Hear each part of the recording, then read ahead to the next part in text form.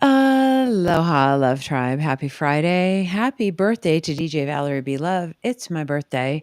And I chose to do an extra podcast this week with somebody who I had the privilege and pleasure of talking to yesterday about how he is helping people out of violence, out of oppression, and out of hopelessness. And this is Aaron Murphy, the founder of MurphsLife. Thanks, Aaron, for taking time to talk to me today. I know you and I had 2 seconds of technical glitches, but we're here. And thanks for taking time to talk to the audience about what you're doing.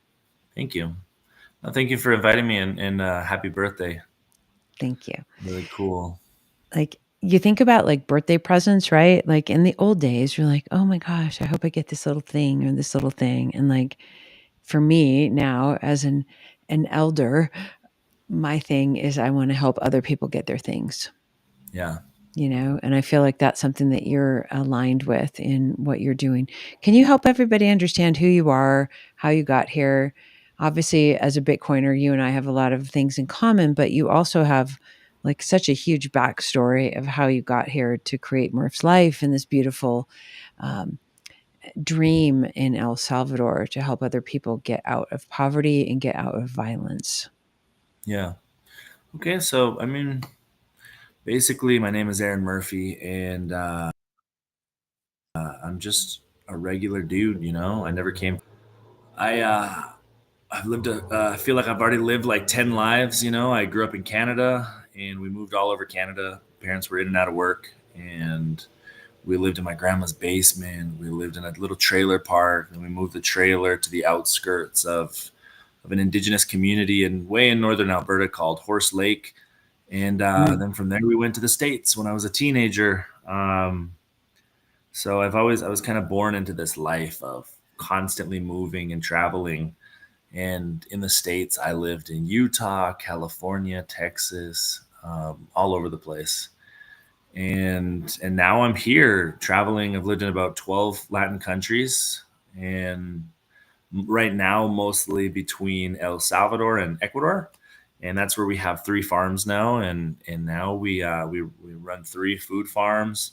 We're building a pretty large community here in El Salvador, and we have 6 safe homes, women shelters in South America, where we work with the police. So women come. It's usually attempted murder or incest within indigenous communities deep in the Amazon, where there's a lot of alcohol problems.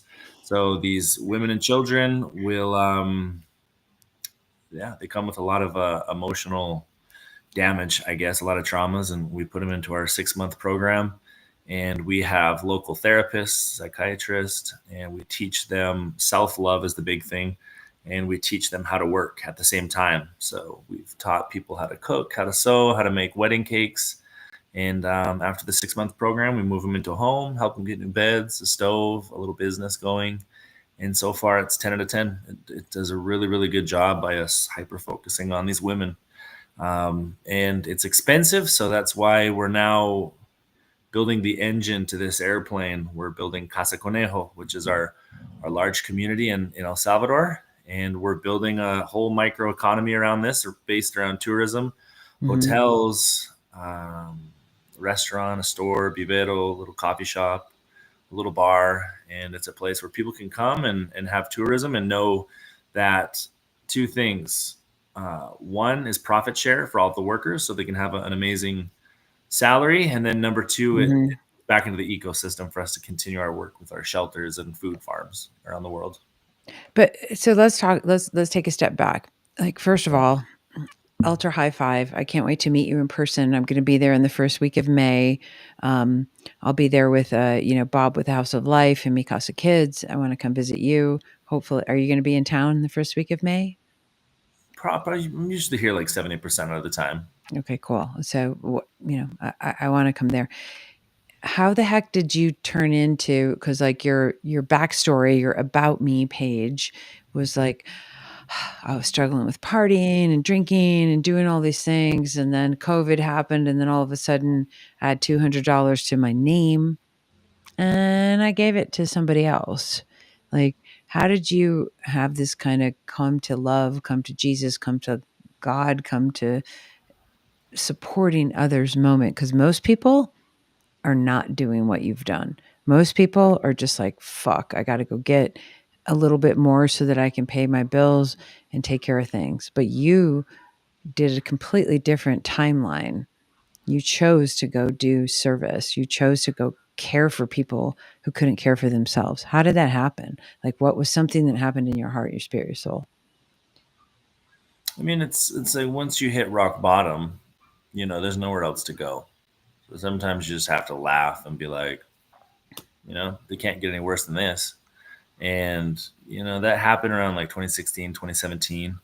I threw concerts before. I threw a lot of parties and music Cool. festivals, No small way. ones. I didn't know that. I didn't see that on your like bio. So okay, we got to talk, Yeah, dude. yeah, yeah. So I used to throw these things called the rooftop series in downtown Salt Lake. We run it out big. We're the NBA teams would come in.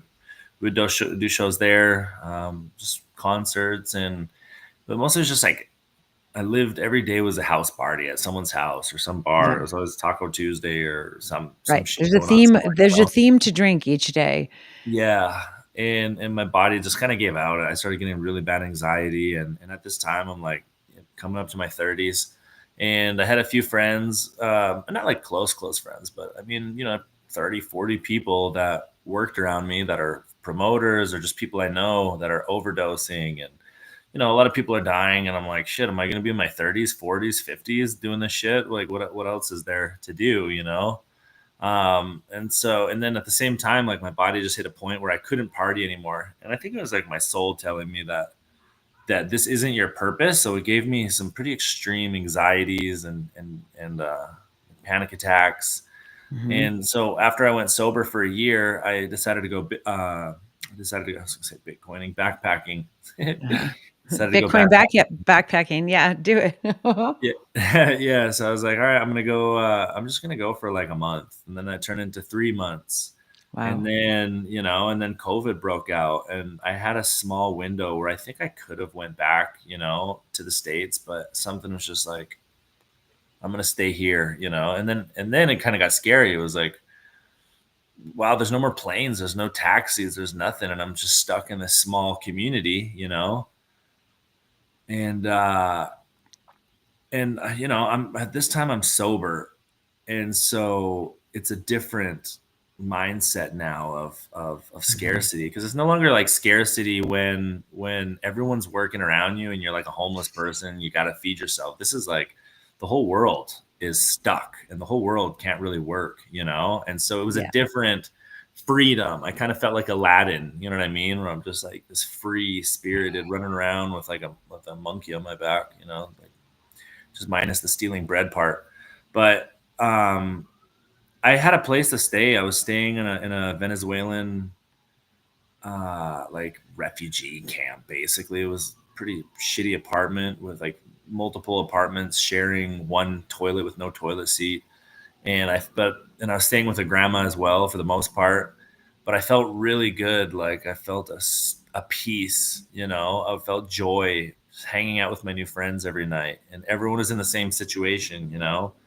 And I was sleeping on an old mattress we kind of found by the dump. When the Venezuelans in the streets don't want the mattress, it's pretty gross. And so I was just like laying there this one night, and I didn't really have any money. And this is like right when I was uploading on TikTok, which is where all of our stuff kind of took off. And it's like 2, 3 in the morning. I just have like this ecstasy come into my body. This really good, powerful emotion, the spirit kind of coming over me, and that's when I knew everything would change. And from there, it was like the next month, there's like $100,000 in our Venmo account. All the videos were going viral, and I couldn't pull the money out fast enough. At that time, Venmo only let me take out like 4 or 5 grand. I don't remember the exact numbers, like 4 or 5 grand a month, and but I was making 3, 4 times the amount of that. So I was like stuck to the amount of donations that I could spend, and it just kind of kept growing and growing and growing. So that's kind of how this all evolved. Oh my God. I have 10,000 questions for you about, the spiritual part of this when you had this awakening, and then also the economic part where you're just like, wait a minute, I can't get the things that people gave me that is mine or mine. which are called donations, fiat, whatever, and get them Mhm. out. So let me ask you this, Aaron. As somebody who's been through, a few dark nights of the soul, uh, right? Like, Mhm. how did you how did you know that it was time? Like you were in this, like, I can't do this anymore. Because a lot of people, Aaron, as you know, and I'm sure people that you work with, they just check out and they're like, I'm done. I'm jumping off the end of the planet. Here's an edge point. I'm killing myself. I'm committing suicide. Um, how did you get to the place where you didn't do that? Mm. Um, I mean, when you're at the bottom, rock bottom, everyone goes through this. When Yeah. someone dies in your family, Yeah. a loved one dies. A lot of people too. It's like your identity is lost when you lose your job, Your and some people go identity, nuts. dude, is the identity. I know. I was talking to someone Mhm. about this earlier today. So, talk Yeah. about your identity. What was your identity before and after your transformation into Aaron, who is a partier, and Aaron, who is the fucking MurphsLife dude who's saving Yeah. people in their new Well, life? the identity of like, oh, I can throw parties and I could throw a party and we would go to a casino and I would just, I would throw $30,000 at my friends, Yeah. or I would go gambling and spend it all in a casino, and I wouldn't care. I love that freedom of like, well, I can throw another party, make 20 Totally. grand, 30 grand, and but as I get older, I got a DUI and my friends are getting married and like that didn't last forever, and that's an identity death. It was like I'm no longer this kid anymore who's just very irresponsible with money and irresponsible with his body, uh, and so you have to allow that to die, and you go through a time of confusion. Like for me, it was a fear, a deep fear of like I chose not to go to college because I was throwing college parties. I was like, oh, why do I have to go get into debt when I can make more money than some people make in a year in a night, and drink and having fun at the same time. Yeah. So once that ends, it's like, what am I going to do? And you start feeling hopeless. I had like credit card debt and owing. The worst is, I mean, who gives a shit about credit card debt? The worst is when you owe friends money, and then they want to hit Dude, you back, and that totally. really eats Yeah, at your yeah, yeah. self-esteem. And a lot of people who you say jump off a bridge are in debt. Debt is something that drives people mad, and it eats away at the soul. It makes you feel like you're a nobody. And when you feel like you're a nobody and you want to be a somebody, that I think is what makes people go nuts. Like when they don't feel love, and that love is that disconnect from God. So when you're at rock bottom and you no longer know what your identity is and you don't feel love for yourself, you have to call upon a higher power. And for And me, so for you, like, let me ask uh-huh, you this, Aaron, because a lot of us are spiritual, not religious, right? Like a lot, yeah. in this uh, world that we're in. Like, did you have resistance to calling in on that higher power? No, I mean, everyone grows up from some type of background. Everybody. If I was born in India, maybe I'd be Hindu, or maybe if I was in Mhm. Asia, or if I was born in the Bible Belt, I would be raised Baptist. But I was raised in northern Alberta by two Mormon parents, so I grew up LDS, No and way. that's a strong base of I guess my spiritual upbringing. I did a Mhm. mission in Brazil. The elders, two teenagers walking around, and um, so I had that as a base. But then as soon as I got back from the mission, I went back to Utah and just started partying. Like slowly, like the frog that boils, as a lot of people do. And I think not just religious, like the United States. everywhere, the culture is binge drinking. Like you go out on the weekend and you just get hammered, you That's what know? you do. Well, you do that on a Tuesday night, and then on Friday night, you make it even more, right? And, Yeah. um, if you're not in that club, as a salesperson, as a biz dev person, as anything, you're in this like, well, how the heck am I gonna expand my social? Yeah. I don't hear the audio.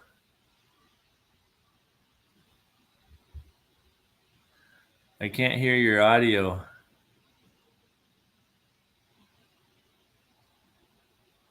Can you hear mine? Yeah, I just can't hear your audio. Just talk. You talk. There we go. Now I can You hear. blah blah blah. Okay, you talk. Um, I know I just had like a whole bunch of things came up and said like you're disconnected. Um, It's a sign, man. I know, right? Disconnected Do you reality. know who Scott Harrison is of Charity Yeah. Water? Yeah. Right? Like you two remind me of each other a lot. Haven't met either of you in person yet, but you're young men who had to go on this journey of self-destruction. Me too. Just don't, I'm a self-destruction queen. Um, and then all of a sudden you had this kind of awakening, where it's like, well, is this really all there is?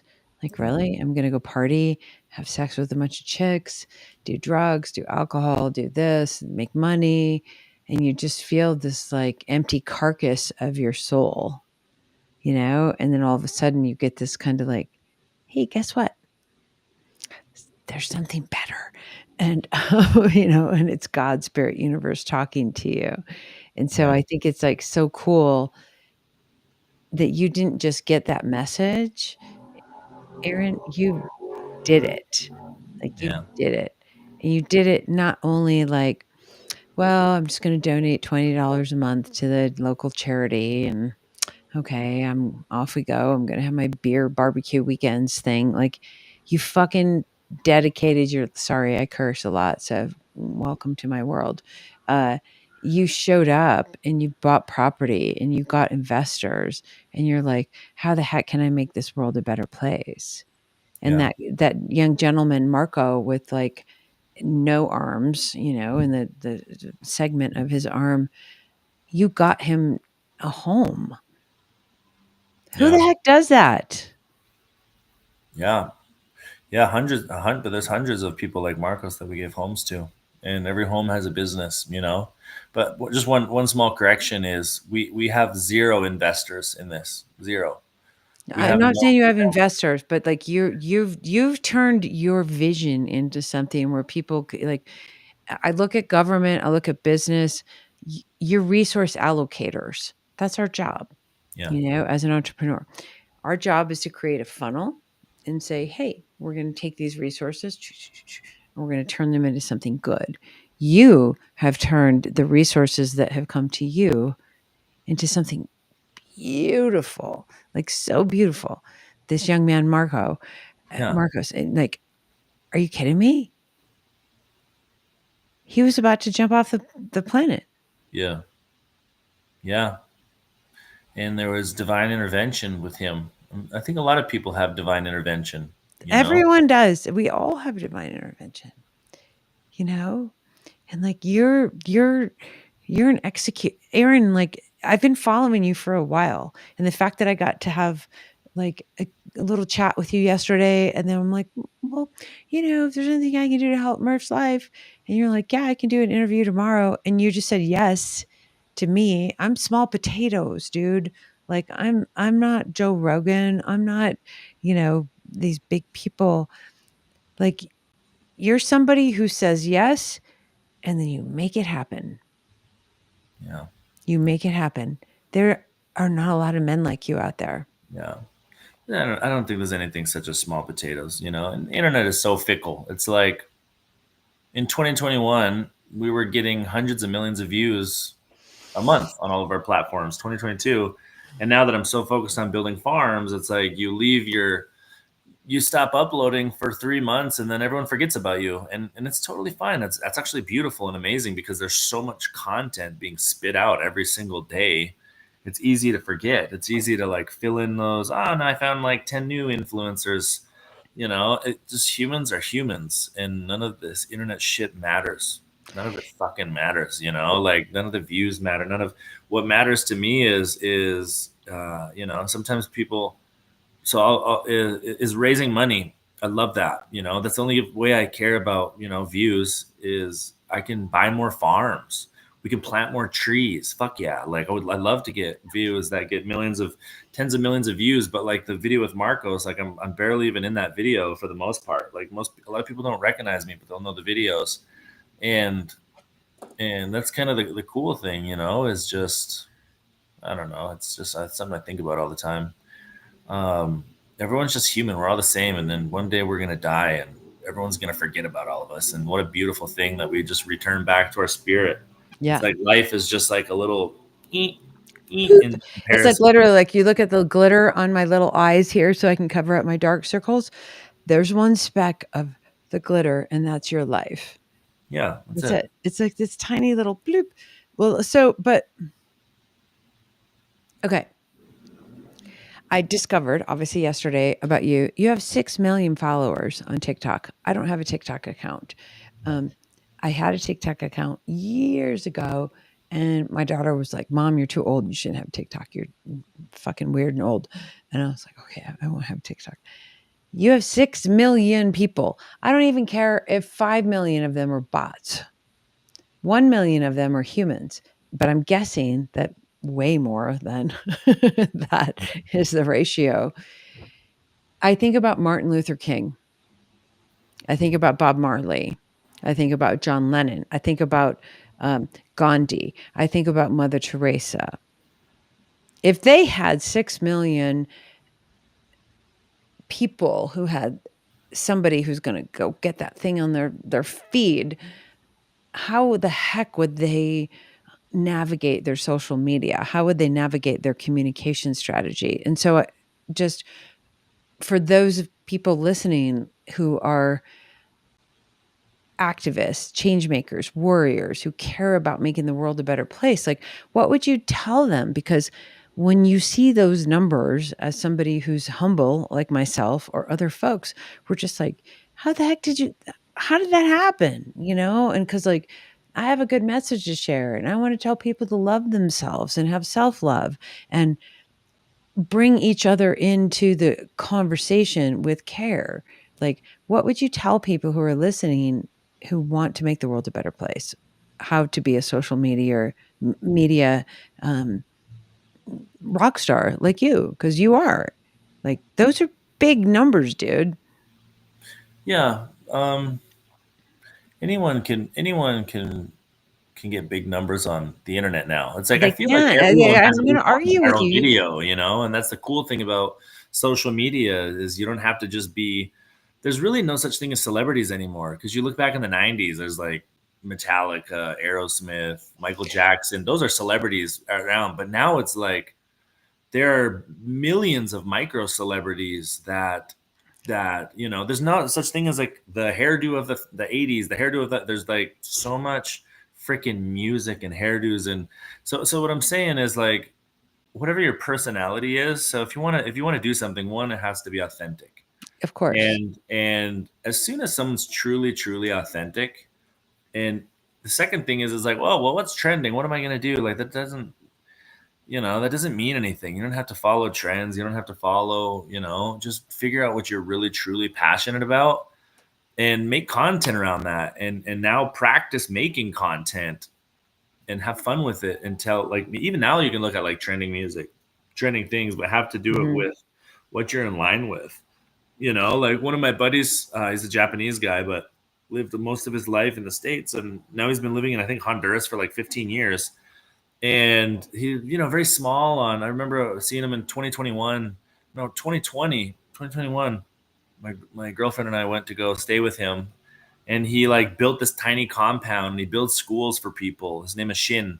And then he's like, I want to figure out how to build more schools, so he does this run all over Honduras and just it exploded. And now he just ran over all of Central America, like from the border of the United States all through Mexico, had a van following with his team. He's doing like a live, and dude's making like $5,000 to $10,000 a day. He runs by like groceries and everyone sponsors him and gives him checks and like thousands, like freaking, what's the guy's name in the movie in the 90s with Forrest Gump. Forrest Gump. Yeah, he just finished his last one. Exactly. I know. I was like, as soon as you said that, I'm like, run, Forrest, run.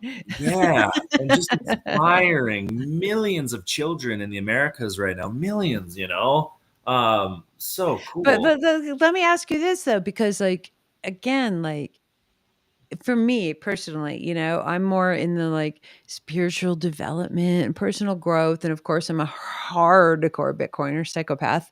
Um, like there's not a lot of people who want to listen to a woman talk about money and talk about Bitcoin and talk about spiritual stuff, you Mel know? Robbins. Well, Tony Robbins, but he's not a Bitcoiner, and Mel he's Robbins. well, I love Mel Robbins. I do like I love Let Them. I love her new book. Go Mel. It's so good. She's so good. But it's like it's so narrow, and Well, I think so I that's guess kind of and the it's that's not kind of about the me. It's problem. it's it's literally like, Aaron, Yeah, it's not about me. It's about, like, your initiatives.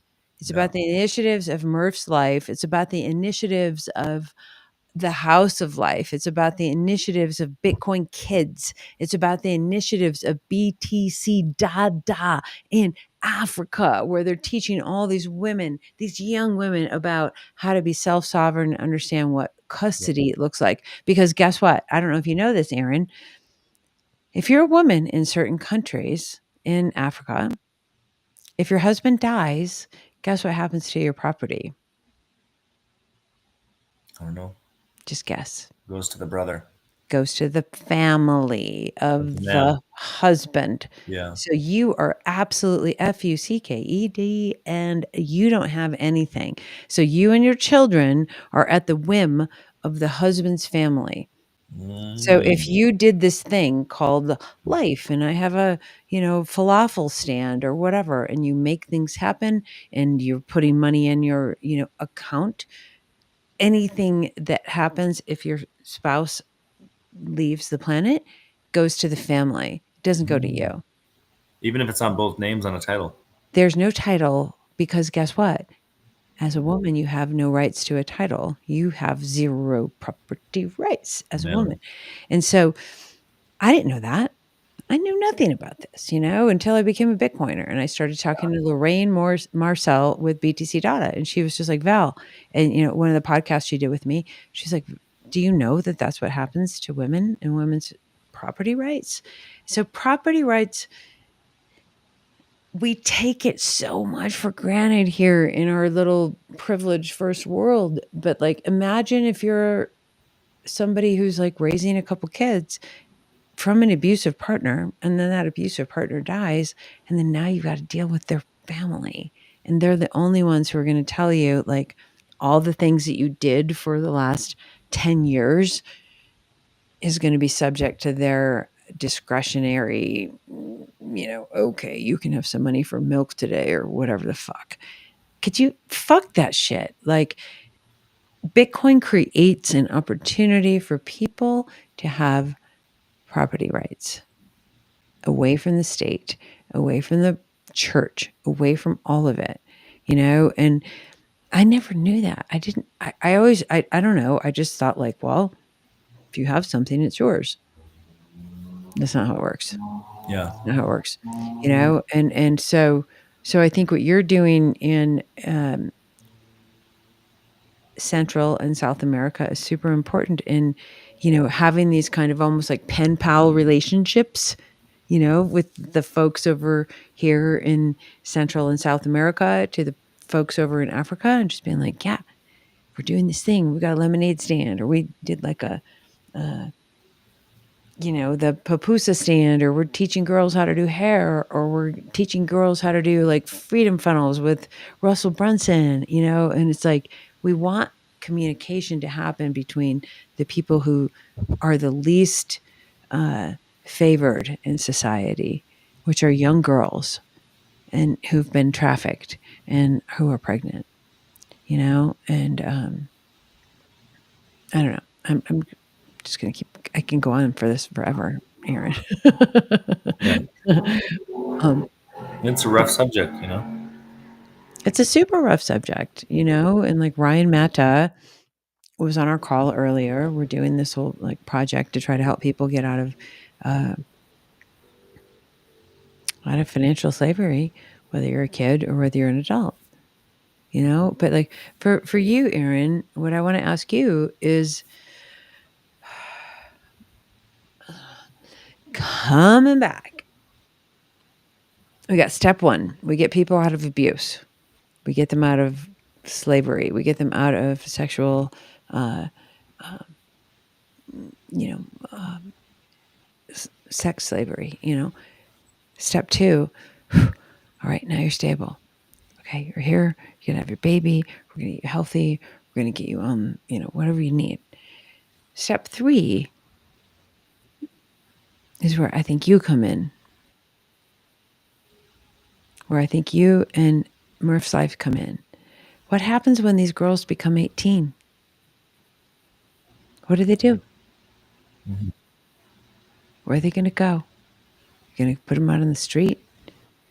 Here you go. Have a nice life. Like, I feel like Murph's life is a better life than putting them on the street. And so when we were talking yesterday and you were showing me the overview and everything of your place, it's like, how can we put these wonderful humans who are on the pathway to recovery and survivorship and thriving, how can we put them in a place that feels good? And I feel like Murph's life is a place for that. Yeah. It's kind of a complicated subject, you know? Yeah. It can work and it can work and it can't work. And I'll tell you why. I've brought people in and we brought about, I'm going to use a number probably around like 7 or 8 families that we've brought in. And none of them stayed. None of them, Where'd they come and from? I'm being devil's advocate. So different bear parts with of me if I ask questions and they're uncomfortable. Just like, where did they come from? uh, from wherever they were Well, originally where? from, Like what? So, so I'll give you an example. We my back just had like a weird zing because I'm like laying with my back Okay. arched. So let me how do I put this into place, right? Let's say you are really fat and you're out of shape, and I'm not in shape. Oh, dude, I'm going to kiss that belly And I wish button. Come on, let's go. I wish I was, but there's bad habits. Let me see. For example, I like to chew on this cigar when I get really stressed, and but I don't smoke it. But I know it's bad for me.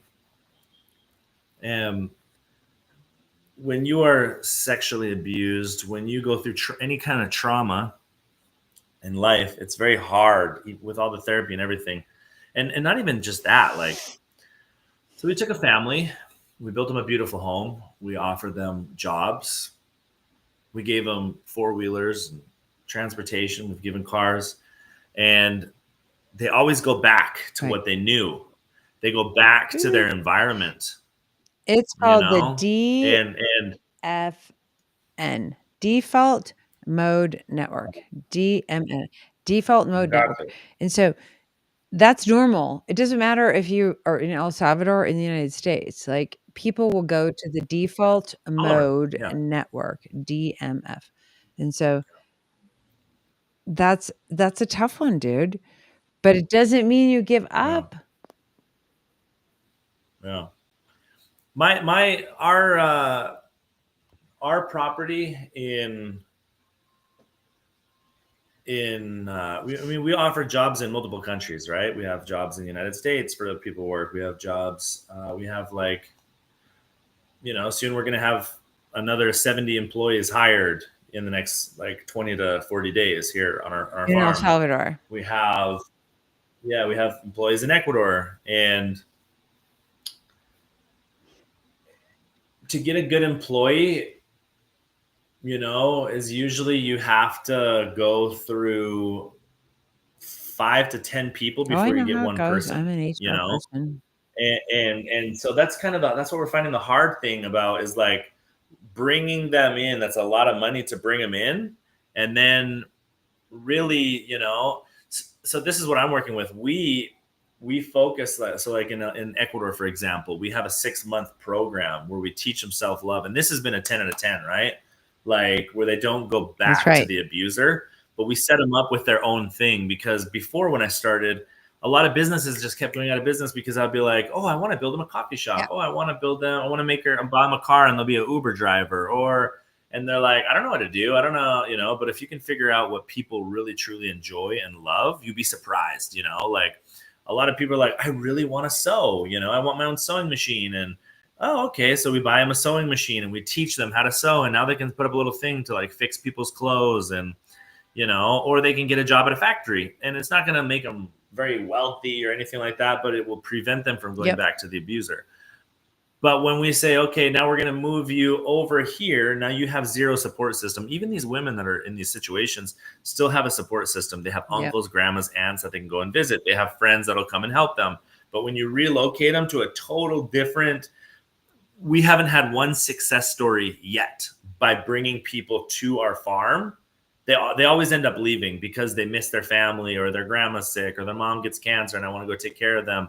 Or the simple fact of, and we've actually done this quite a few times, where we go to a family in a really poor neighborhood and we fundraise them $80,000. Now I'm going to build them a business and a home, but we want to put them in a neighborhood that's not so dangerous. And we put them in there, and then we always get phone calls or emails like, hey, they abandoned the house. They go back to kind of what you're saying. So it's an interesting subject. It's an interesting. I'm fascinated by it, and it doesn't mean you give up on it, but you also have to be responsible with people's donations at the same time. People work their fucking asses off to be able to donate, and a lot of people donate because now, like, a lot of people tell me, I don't trust in my church anymore, I don't want to donate tithing, but I'm going to donate to you. And that's a heavy burden of like, okay, this money is sacred money.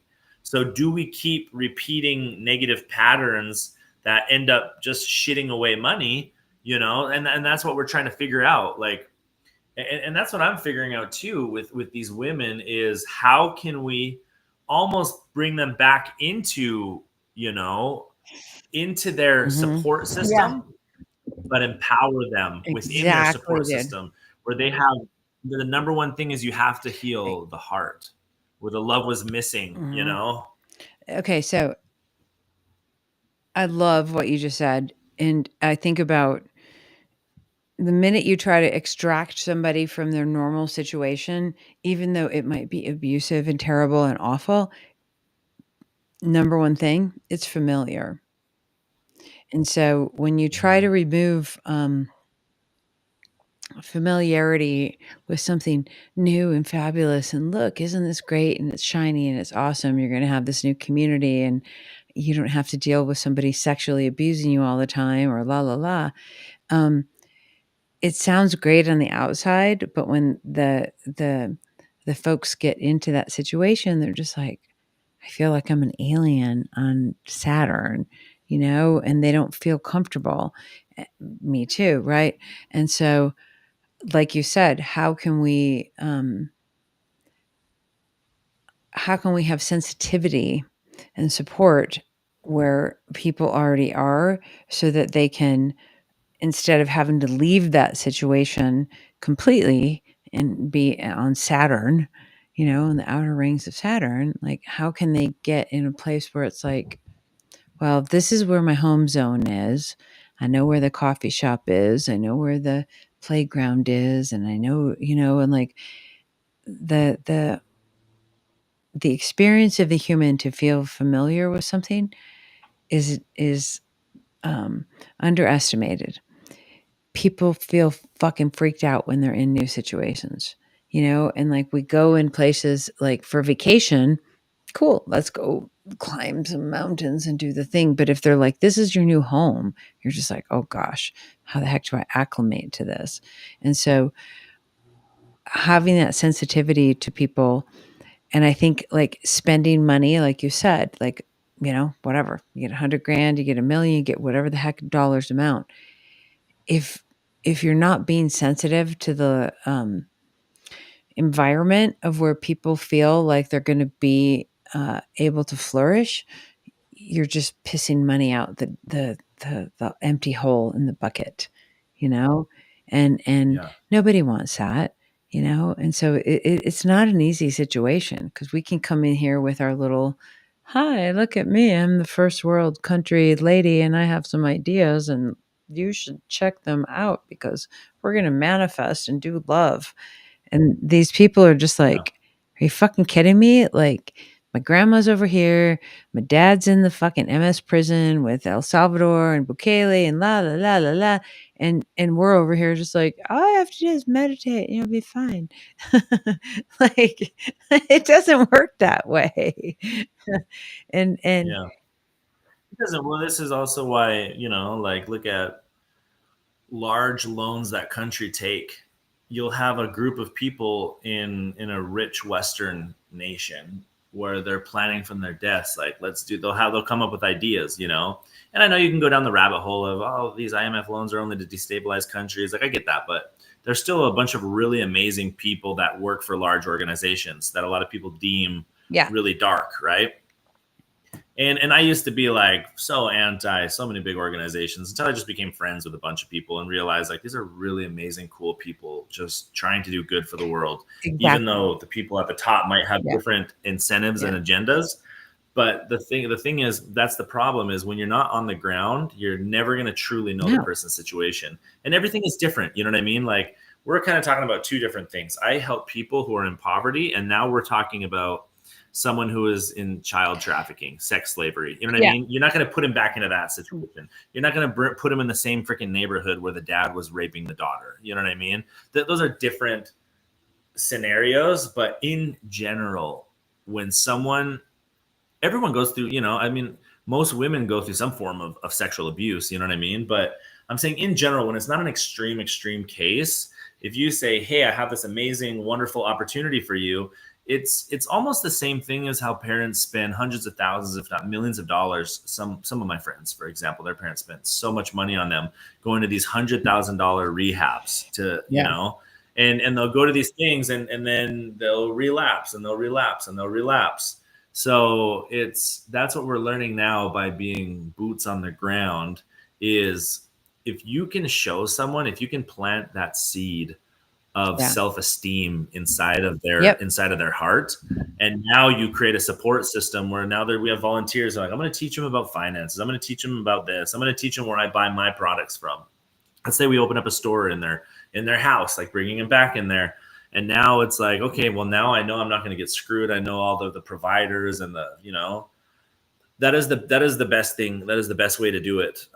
As for, and that's what I'm just saying right now. Like, as for Casa Conejo, we're always constantly playing with ideas, but we also know, like, from over a half a decade of building people's homes and moving people, we have to be responsible with the millions of dollars that we're spending on building Casa Conejo, and knowing that we've had to go through 8 employees to get one employee who really Yeah. works their ass off, and but we have this piece of land. It's like 10 acres, and right now we have like 60 Yeah, so houses. I'll let's show talk you about it. here. I wanna celebrate what you're doing. Obviously, I wanted to interview you because I wanted to showcase what you're up to and then have you be able to, uh, explain the magic that you're doing.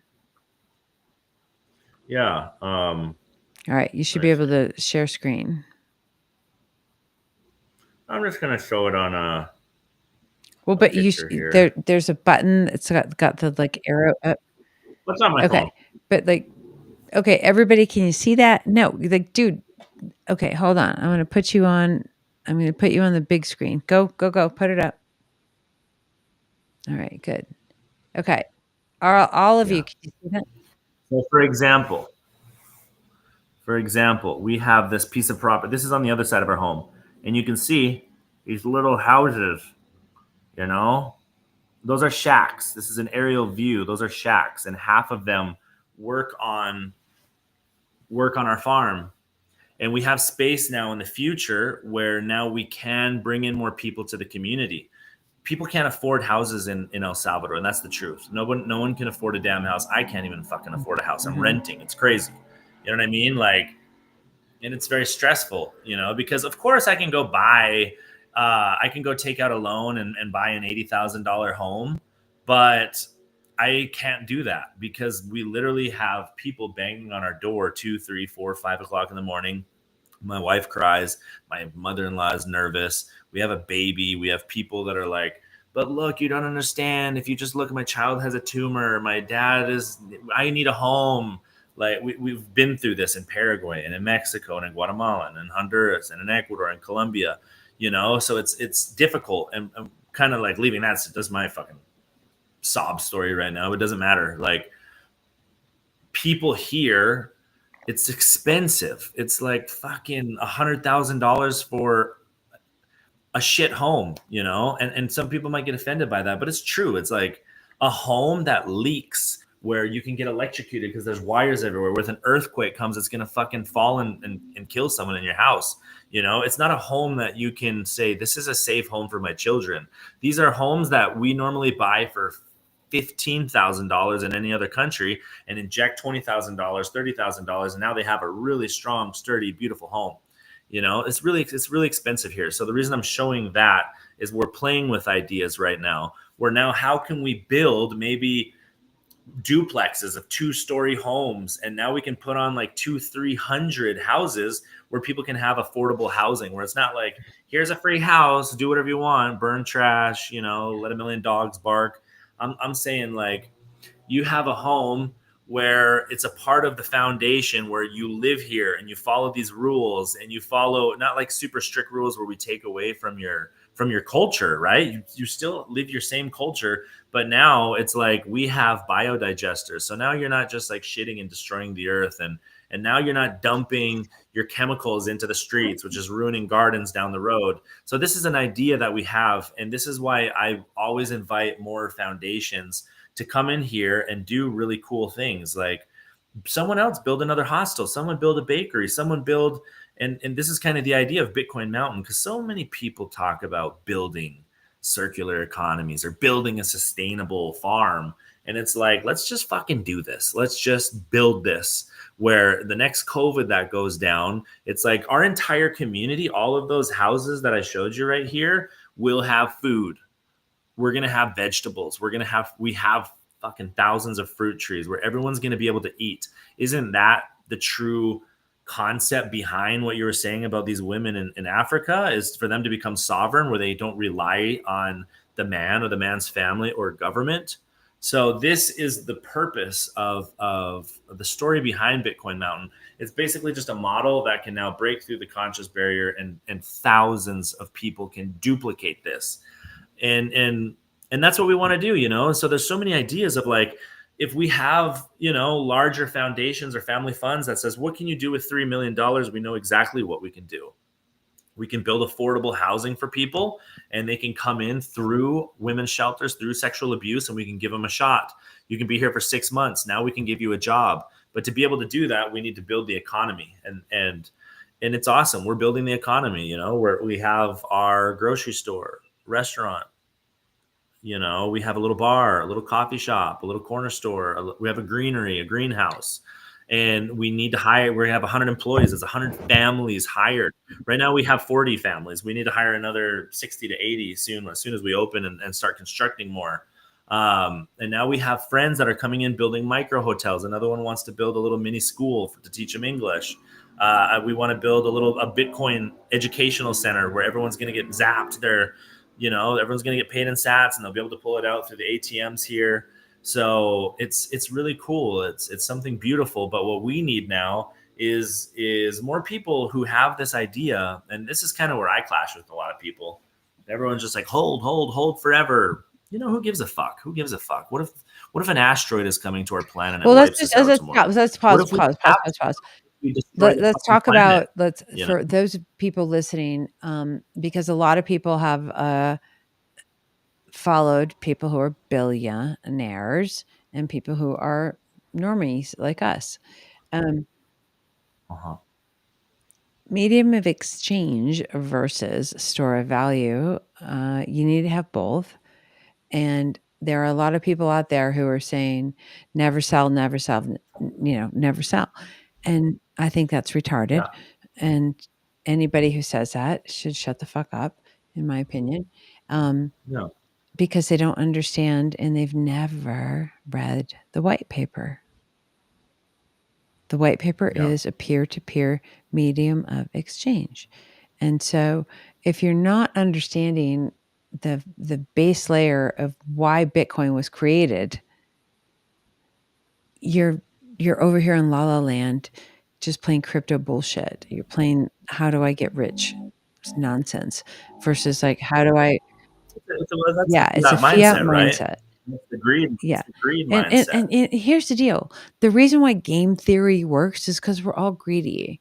Like you want to have as much resources for you, Aaron, and your family that you can possibly have. Me too. There's nothing wrong with that. However, if you're not understanding the mechanism of how we're transacting value that can be this like limited thing called Bitcoin, you're just playing monopoly money over here. So you're playing monopoly Yeah. money and like la la la, the centralized bankers can just go, here's my like little la la la, my money, versus like this is real value and called Bitcoin. Um, Yeah.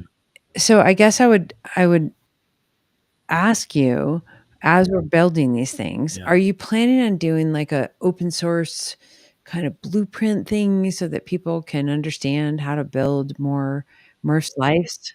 As soon as we finish and really prove it out, what I don't really like is and this is why I don't drink anymore, because when I drink I just talk. I don't like going to bars. I don't like going to meetups when people are drunk, because everyone just fucking talks and makes false promises and says, yeah, I want to do this, and then they sober up and they're like, oh. That's why there's so many unwanted babies with people they don't Oh give a my fuck gosh. about, and Oh these my children grow up god. with Oh no my god. love. They grow up with no love because people are fucking around with real love. And when you use your words, you're casting spells out into the planet. You're literally speaking into the universe. And when you speak lies and you have no word, you have no beginning Ah! to anything, because in the beginning there was the word. So if you're speaking fucking nothing, what are you bringing into this existence? So kind of going back to Bitcoin, I have a bit of Bitcoin, and I'm saying we're not going to sell this for 20 years, 30 years. Who cares? This can go into my daughters. But what I'm saying is, kind of going back into Bitcoin, a lot of people don't trust it. So I'm spending the majority of my Bitcoin, all of my fucking. I can't even afford a house. I live in a beautiful place because I rent, but I can't afford because I'm building the dream here. And we're gonna have a Bitcoin retirement. We're building this economy here, and it's not going to be 100% circular, only Bitcoin. It's not Yeah. about that. My main thing is be able to teach women how they can fucking feed their kids. That's all I care about, and have them make more money than they used to make. And then seeing these families that were basically slaves to the coffee world, because the coffee world is fucking pure Mhm. slavery. How can we have these families go out on the weekend and take their kids to the mall and walk around, or go have a beach trip, which they never could? So that's the main plan. That's way my priority over than being a Bitcoin missionary. But it's a beautiful story that when it works, if it works, it can be something that could be duplicated. That's why I say break the conscious barrier of how we can live as human beings. How we can live as human beings, where we can become sovereign. And how badass is it when you're not living in a state of, let me say here, when people are living in a state of not abundance, you are in this constant, you steal more, you lie more, you hold on more. You So this asshole whole more. concept, yeah, so we're building, we're spending, and it's in the purpose of really helping people to become sovereign. And the only way you can do that is by building a community. One person can't do shit. I don't do anything. Everyone's like, oh, thank you. I'm like, don't thank me. Thank the 6 million people on my TikTok who've donated at least $1. Thank those people. It's a community. It's the hive. And And so that's what we want to create. We want to create this hive, this movement of where people can invest. And who gives a shit if fucking Bitcoin's worth $20 million in 10 years? I don't care, because I've enjoyed my life while I have my health in this moment. And I'm helping the people now with jobs like Marcos, amazing employee. You know, we have beautiful employees that are able to pay for the medicine for their kids. And we're creating something that's inspiring people. You know, the whole other mission of this is every single employee, every 37 of our gardeners are becoming trained on permaculture, are becoming trained on how not to use Wow. Monsanto, are becoming trained on how to make your own pest controls, how you can mix certain plants and herbs to push away mosquitoes, to push away ants, to push away. And right now we don't know shit. And maybe in 10 years we still won't know shit. It's a very nature, you can never truly master nature. It's something you have to be a million-year-old fucking wizard to master that. But we're mastering what we Totally. can, and within the time that we have now, with the people that we believe are the smartest and in that scenario, the wisest, I guess. But that's why I'm spending my Bitcoin to be able to create this mission, because we are already training neighbors Mm. on how to take care of the fucking planet. And all these Bitcoiners are bitching about the food is so unhealthy. Oh, the food is so unhealthy. Well, everyone's living as a fucking cheap ass. Like, you go to a party and it's like, oh, actually, you need to zap me over like $7 in Bitcoin to be able to eat something. I don't want to fucking live like that. You know what I mean? Because nobody wants to spend anything because they want to hold on to it with the idea of becoming rich one day. If I keep holding, I will become rich one day. And not everybody, but most people. And I'm around Bitcoiners every single day of my damn life. And I'm a Bitcoiner. And even I go through that mentality of like, oh, maybe I can be rich for my family if I don't sell my fucking Bitcoin. We're humans, you know. We have that need of being able to take care of me, or our family, you know. But what's more important to me than all the Bitcoin in my wallet is being able to say, if when shit hits the fan, when the dollar Mhm. goes to shit, when you know a world war breaks out, when the next COVID happens, I have a place where my daughter can eat healthy food, where she has clean water, where we know how to take care of the earth, where we're not spraying chemicals that's leaking into the neighbors' farms. This is the world we need to be living at, and not saying, oh, I'm really wealthy with, you know, and spend and refill, spend and refill. You know, it's not just like spend. The whole idea is, if more people build up on Bitcoin Mountain, more hotels, more all of this, clean food, charge in damn Bitcoin, recoup your wallet. You know, You I do don't know. know, and so that's what's fun about talking to you, because you do know. And I think about people who are afraid of spending Bitcoin, right? Like, whether it's Fold Mhm. app, whether it's any of it, like, spend and replace is so important, you guys. Every single time Yeah, you use the Swift network and the fiat rails, you're saying, "Hello, I'm voting for violence." Every time you say, "Fuck off, I'm gonna go over here and use Lightning or use Bitcoin," you're saying, "Hello, I'm voting for decentralization and peace." It doesn't matter if it's $1, it doesn't matter if it's $10 or $10,000. Every single time that we do those choices, we're we're voting for this system or this system. And it's tough, because I'm guilty, because a lot of times I'm like, well, I've just got my fiat bank account, my mortgage goes here, and da da da da, and if I yeah, have to go make a couple other fucking steps and it costs me 2%, like, why would I do that? And I don't. But as we keep just like bit by bit dismantling the old system, because we're making new choices yeah, in the new system, it will eliminate itself. We don't have to be violent about it. You know, Jeff Booth, Bucky Fuller, we all talk about, like, what's the new way to build the new way? It's to build it. It's not yeah, about like destroying the old way. It's just build the new way and let yeah, people opt into that thing, you know? And I feel like what you're doing is so, so important, Aaron. And I don't think a lot of people get it. Like, I don't think enough people know what you're Yeah. doing. Yeah, sometimes I don't even know what I'm doing, but, I didn't say I you do it with know a what lot of the prayer outcome and was. You fasting know and what you do know yeah, what yeah, you're yeah. doing. Like, Yeah. dude, like, you fucking totally know Oh, what it's you're just it's doing. following principles of it's following Yeah. principles of love, right? And everyone comes from a spiritual background, going back into what I was saying, where you take the premise of it and it is love. And there's so many things where my spiritual story comes from the Yeah. Bible. So if you want to truly know God, God is within. You got to go deep. When you focus on the outside, you're focusing on Yeah. wealth, you're focusing on material things. You got to focus on the inside Yep. where heaven lies. And if you want to find me, give everything you have to the poor.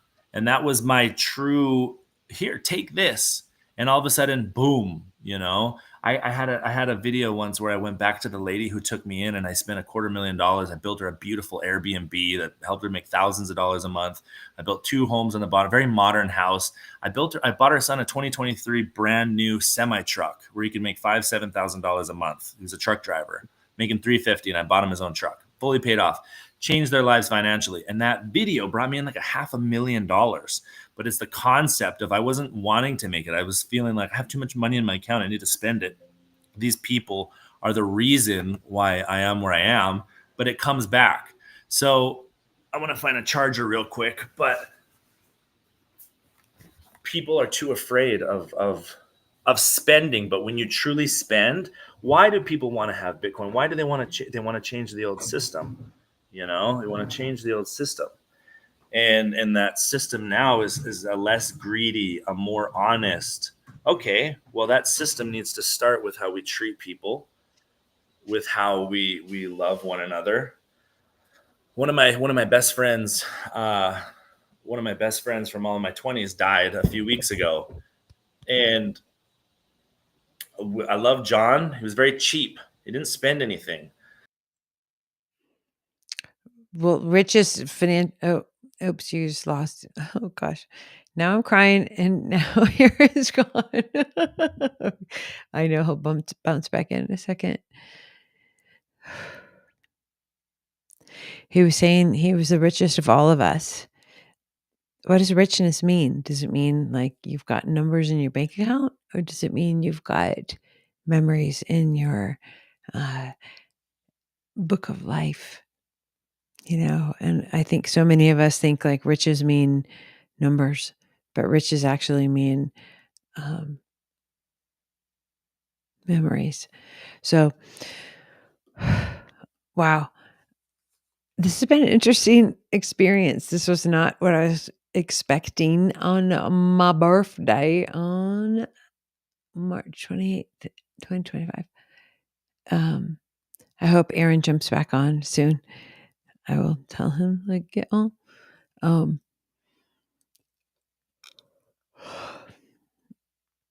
What are your big dreams for the year? Are they helping other people? Are they helping yourself? Are they getting you out of your pit of despair? What makes you feel better?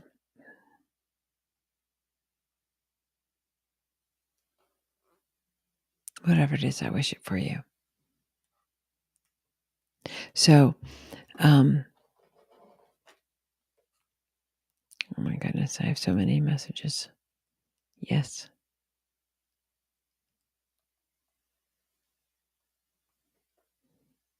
Um,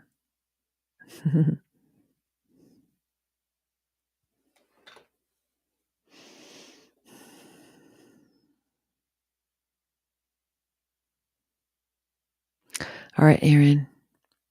I know he's been struggling with some connectivity issues.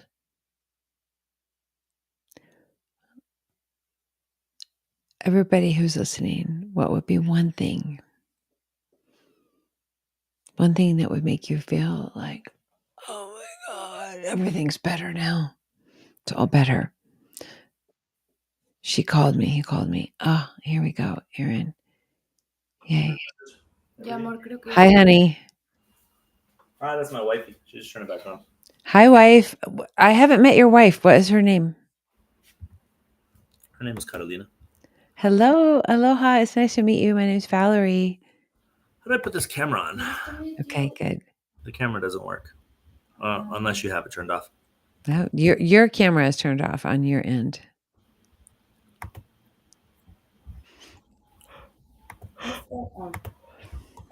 Antes estaba perdido.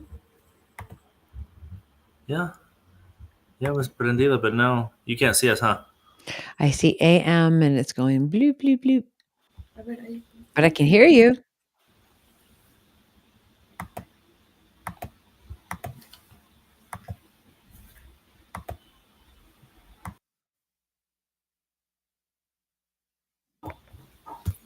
How do I exit out of this and then go back in? Okay, good. Yeah, jump out. Come back in.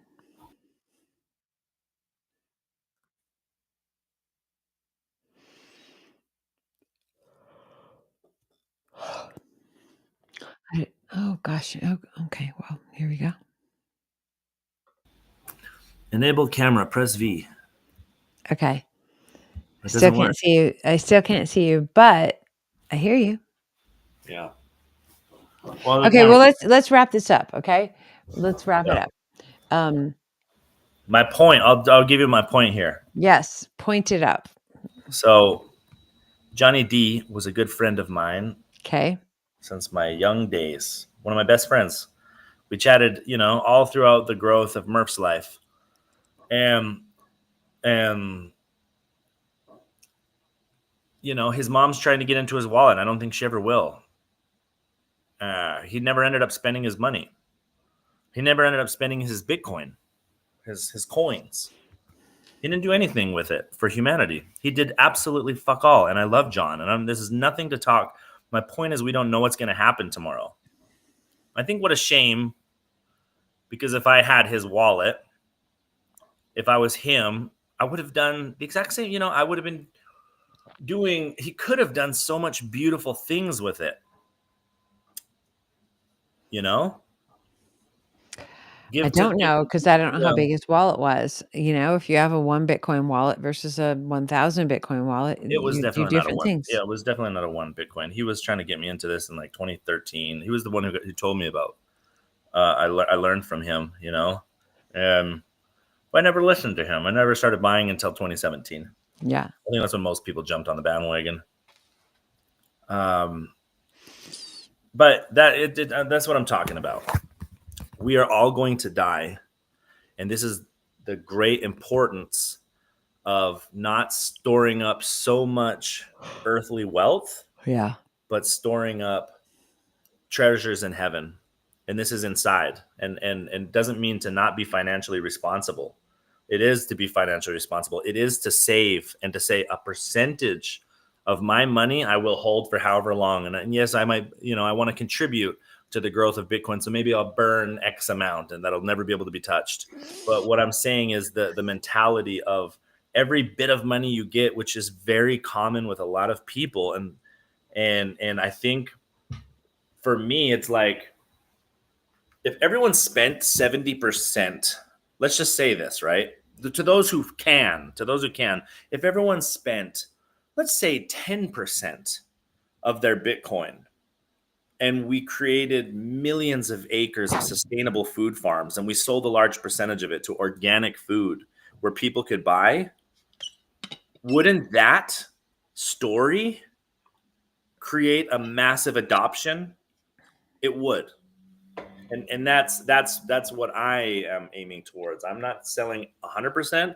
We're selling a large amount. And one day, many people, and already many people, are seeing the fruits of the labor. We're running women's shelters, and it's working. We're feeding them organic food from our farms in Ecuador, from our farms here in El Salvador. People have jobs, and that's that's that. I don't have anything really else to say about that. Well, it sounds like you are on the bandwagon of many of us who want to have, I suppose, different ways of looking at Bitcoin and how we can orange pill each other. And I say each other because it's like you guys teach me. Every time you do something, I'm like, oh gosh, I didn't know about that. I'm going to take some notes and learn. So it's not like we're some force of nature that Yeah. It's a one-way street. It's a two-way street. But I don't know. I think we have a long way to go. I think we have a great army. I think we have a lot of love in our pockets. And yeah, I think we're going to do okay. But I have to go. It is almost the next call right now. But MurphsLife, Aaron, like everybody, I want you guys to be able to find him at MurphsLifeFoundation.com. And I want you guys to go to x.com/MurphsLife. What's the number one thing you need right now, Aaron? I just want to keep building. Just donations to keep building. But if you had a super special donor that wasn't just going to throw you some sats or dollars, like what would be the thing? Like, what do you want? More farms. More farms. Okay, cool. All right, guys, you heard it. You heard it here. And hopefully we can make that happen. So, Aaron, thanks so much for taking your time. I know we've had a little bit of a technical opportunity. It worked. We had a great chat. And we can do it again with better my side, better laptop next time. Well, hopefully when I'm there in May, I'll be able to see you in person. Even better. All right, cool. All right, everybody. Peace, love, and warm aloha. And thanks again, Aaron, for tuning in. And I'll talk to you guys soon. Thank you. Chat soon. Okay, aloha.